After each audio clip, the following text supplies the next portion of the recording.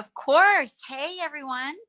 I'm so thankful to be on this call. Thank you, Alex. Thank you, Nassim. Thank you, Shoykat. And I'm just so excited to be joining all. What is it? Something like 400 people on this call now, or did Shoykat say even more? Like It's about 700 now. 700. Oh my God. I'm so excited and elated that 700 of you have joined us on this call today. I guess long story short, I need you to run for office. I need you to run. We all need to run at all levels of government, but I really hope that many of you join me here in Congress. I think we learned a lot of things this year. And one of the big things that we actually learned that I think is a lesson that a lot of folks don't want to amplify, which is that the progressive movement works and it wins in all districts. This week, I just had the honor of going through congressional orientation. I'm back here in my apartment in the Bronx. So that's where y'all are, that's where I'm calling from and talking to you all from today. But one of the things that we saw and that I met with was that some of the candidates that were least likely to win and flip their districts chose to run on really strong, ambitious, progressive policies, and they flipped their seats.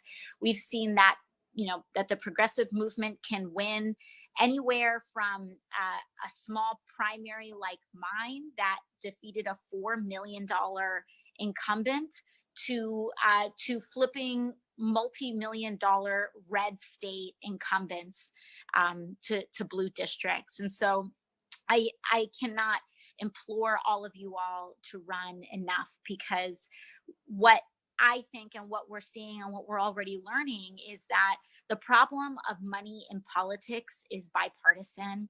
It is systemic. It is not personal. It's not about an individual being a bad leader, but it's about how we allow a corrupting system to really influence the most powerful positions of policymaking. And what we really need to do is convince all of our elected officials, no matter the party, to divest from accepting corporate lobbyist funds from the industries that are profiting from the despair of working class Americans.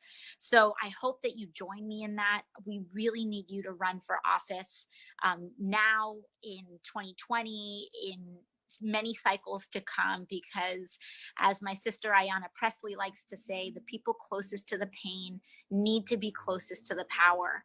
And there is no one, in my opinion, that deserves most to be drafting legislation than the people who have been directly impacted by forces like low wages, by healthcare, by racial by racism and racial inequity and inequity of immigration status.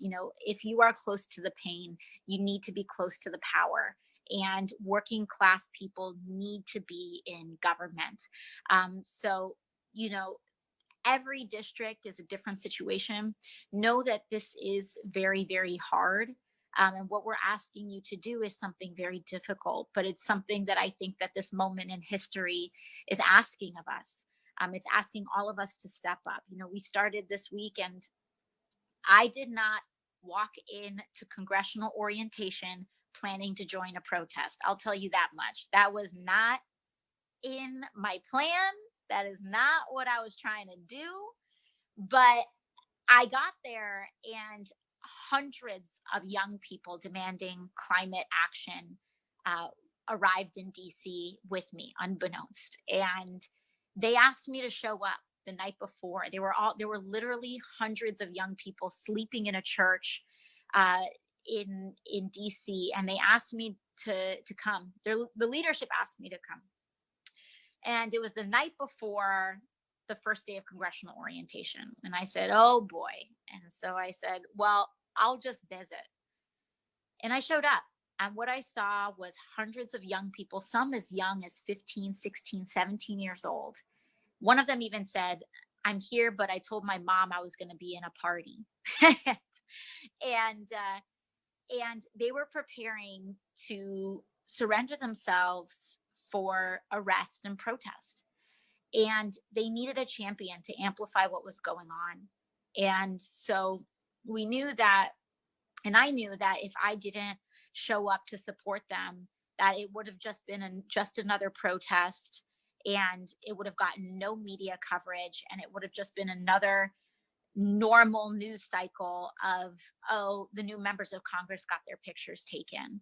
And I knew that if these young people were willing to give up their lives, risk their college admission, put their schooling on the line so that we could get action on climate change, then the least I could do was show up for them, even if it meant sacrificing myself. We're going through a process of trying to choose committees, and if I made people mad, they could have put me on the dog walking committee or whatever. They still might. But I knew that it was worth it. I knew that this needed amplification. And if you are a person that is willing to sacrifice yourself in a very real way, willing to sacrifice your reputation, willing to sacrifice your success, your career for the service of your community, then you are the kind of person that we need in Congress. And I'm asking you to run right now, and know that a year ago, my journey started on the other end of a call exactly like this one. And I called in from my cell phone. And what I walked away from that call saying to myself was, well, let's just check it out. Let's just follow this and see where it goes. And I never really had an affirmative yes for a very long time. I was just like, well, let me just go to the next call. Okay, well, I'll just do the next one, until Alex and Shoykot pinned me. And they're like, okay, it's either yes or no. You're in or you're out. And what I said to myself in deciding and choosing to run was, I need to define winning beyond just what the result is on primary day. And what I said to myself was, if my community is more educated, organized, and invested at the end of my primary run than it was at the beginning, then it will have been worth it. And so, with an organizer's heart and mind, I went forward and I tried to register as many people as I could to vote. I tried to knock on as many doors as I could, and it worked. But the only but is that it took a lot of work and a lot of time. And if I did not start as early as I did, I don't know if I would be standing in front of you today. So it's really about starting early. It's because there's so much work that's frustrating that you're just trying to figure out how things work. And it takes 6 months of just figuring it out before you really hit your groove. So I urge you to consider running, to just take it one step further until hopefully you decide to make that dive. So I thank you again so much. Again, this is not about, to me, it's not even about critiquing the Democratic Party, of which I am a proud member. It's not about critiquing any one individual either. This is about bringing justice to our system. And all Americans know that money in politics is a huge problem.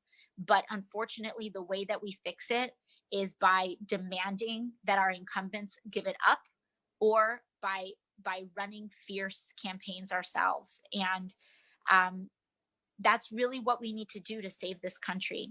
I mean, that's just what it is. And as we see today, there's a whole lot of even Democrats who are resistant to the idea of creating a select committee on climate change.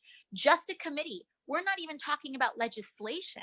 It's just about a committee to draft legislation, not even to introduce the legislation. And there are a lot of folks, Democrats, who are resisting the creation of a committee on climate change. And that in and of itself points to the role that fossil fuel industry contributions play, even within the Democratic Party. And what we need to really show people is what we're doing is right. We don't have to be ashamed of it. It's not divisive or confrontational. And know that they will come after you, and that that's okay. Because at the end of the day, when you are on the right side of that long arc of history, that bends towards justice, we will be able to tell our grandchildren that we fought for what's right. And whether you win or lose in the short term is nothing compared to to the righteousness of our fight in the long term. So I thank you all so much. So there's two kind of things at play here. What we are promoting from our campaign and our office is the Green New Deal itself, but there's actually two elements here. There is a Green New Deal resolution, and then there's the that in the long run we're trying to achieve. But then there's also what we're demanding in the short term, which is the select committee to draft a Green New Deal. So I'll start with the first one, what is a Green New Deal? What we've seen with the IPCC report is that we have 12 years to fix climate change, or else ourselves and future generations will experience cataclysmic disaster.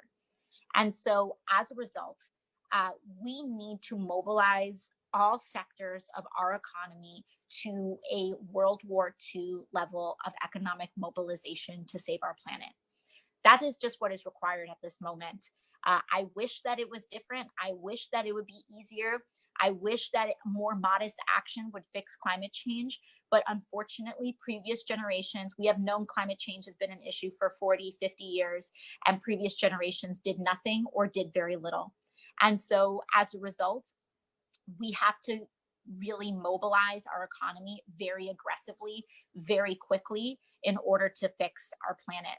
So for us, that World War II style economic mobilization includes very ambitious policy like a federal jobs guarantee and switching to 100% renewable energy economy within 10 years.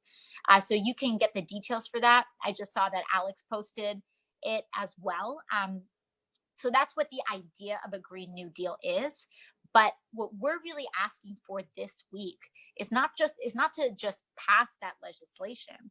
What we're asking for this week, I think, is something very much more modest, which is the creation of a select committee to address the select committee to draft a Green New Deal.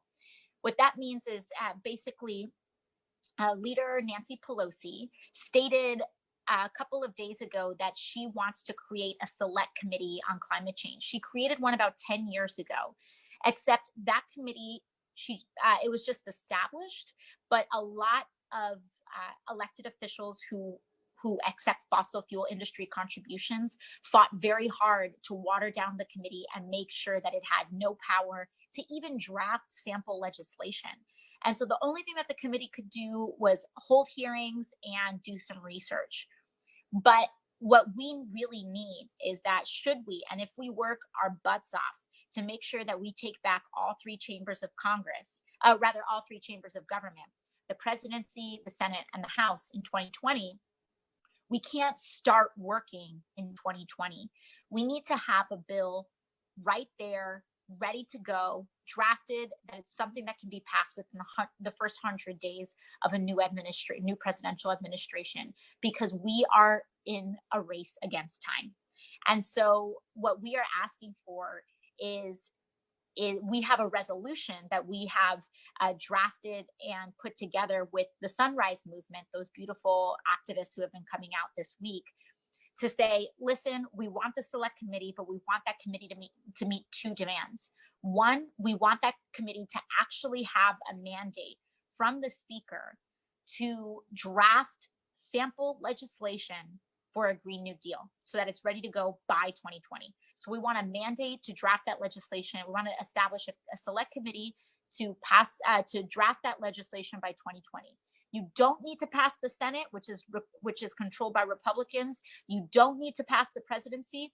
This is a House rule. So the House has a majority of Democrats. There's no reason we shouldn't have this select committee. So the first thing is for that. The first demand is for that committee to have a mandate to draft the Green New Deal. And then you put all of those folks who are on that committee can work together to draft that legislation. So it's not just something that our office is coming up with and we're demanding everyone pass it. We're asking for the start of a collaborative effort with ambitious goals. And then secondly, the second demand is that none of the people who are appointed to that committee, we ask that none of the Democrats appointed to that committee accept contributions from the fossil fuel industry and oil and gas executives. And so those are the two things. I think they're very reasonable demands. I don't think that people who are taking money from pharmaceutical companies should be drafting pharmaceutical legislation. I don't think that people who are taking money from oil and gas companies should be drafting renewable energy legislation. And I think that the vast majority of Americans, whether they're Republican or Democrat or independent, would agree with me. So those are the two demands. Believe it or not, they are extremely controversial within the Democratic Party due to the influence of fossil fuel executives and lobbies in politics at large. And so that is why we need the support and help of everyday people. That is, and like the way that they fight back and the way that they resist is through all of these pushback that you've been seeing in the media this week. There really is no coincidence whatsoever that you get all of these like shady articles and fire that's coming at us on social media, because that is what money in politics looks like. Money in politics is used to purchase online discussion. It's used to pay people to write op-eds. It's used to do all of these things to fight against some of the very basic demands that the majority of Americans want and agree with, even on a bipartisan basis. So we're pushing for that select committee in the short term. Long term, we have a Green New Deal proposal. You can look at it. It's at ocasio2018.com/GND, Green New Deal, GND. I want to thank everyone again so much for taking the really big first step of just hopping on this call and considering even just considering this possibility either for yourself or someone that you care about or love. And so, first of all, just thank you for hopping on this call with us. Really consider it. And you know what? All you need to do is like, you don't even need to be 100% in at this point. Just be in the what the heck phase. I was like in the what the heck phase for like 8 months. So be in the what the heck phase, explore it, nominate a friend or talk to someone about it, and have them just throw your hat in the ring. And literally thousands and thousands of people were nominated, and we can't count on it being anyone else. Most people this year thought that the most energizing candidates were going to be from red to blue. And in some cases, that is true. But when you think about the true vanguard of the progressive movement, it is dynamic women like Ayanna Pressley and Rashida Tlaib and Ilhan Omar. And they ran in blue districts. And every single one of them was outspent. And I cannot tell you enough how much this moment is asking of our country and ourselves to have political courage, to vote in ways that we haven't voted before, to do things that we haven't done before, to support people, to donate, to run for the first time. And that's really what we're here asking you to do. So all I'm asking you to do is to just throw your hat in the ring, say what the heck. And we need to really sift through thousands of people who are just open-minded enough to take a chance, because I'll tell you, this process is very hard. And just because I and Ayanna and Ilhan and Rashida and some others did run, folks like Deb Haaland and many others did run and make it past the post, it doesn't mean that we were the only ones that should have made it past that line. There's a lot of structural inequity in our electoral and system, especially when it comes to campaign finance, which means, as I always said, 100 of us need to run in order for us to get one or two people to really make it past the post and build a lot of power. And what we saw this week is that Justice Democrat candidates, as well as our Revolution candidates and many others, they ran. And even if they didn't win, they built so much progressive power in their districts that they really brought their districts to a cusp for 2020. So you look at folks like Steve King, who is a representative that has exhibited extremely deplorable racist views, and his district is so incredibly Republican that the overall kind of mainstream establishment within the Democratic Party said it's not even worth financing a challenger. Well, then you got Luba. And Luba Gretchen Shirley decided to run right here in my backyard of Long Island. And she ran without corporate money in a blazingly progressive vision with a very strong platform. And she made that district a toss up. A toss up. It was like a Republican plus 20 district, and it's a toss up now. So she brought that within striking distance. And I know that if she runs again in 2020, or if she doesn't want to run and another progressive runs in 2020, we can take that seat. Not to mention the fact that in the course of her running, she brought a lawsuit to the Federal Elections Commission and was able to secure and got child care to be covered by campaign contributions for the first time in American history. So even though she did not win, she made running for office a much bigger possibility for working class parents across the country. And that alone is probably a much more productive than any piece of legislation that's going to get passed in the next 2 years with Trump as president. So know that in the process of you running, you can change the world, even if you don't make it past the post. And know that many of you can and will make it past the post, and you can change and transform our country in remarkable ways. And I look forward to serving with someone out there that's on this call tonight.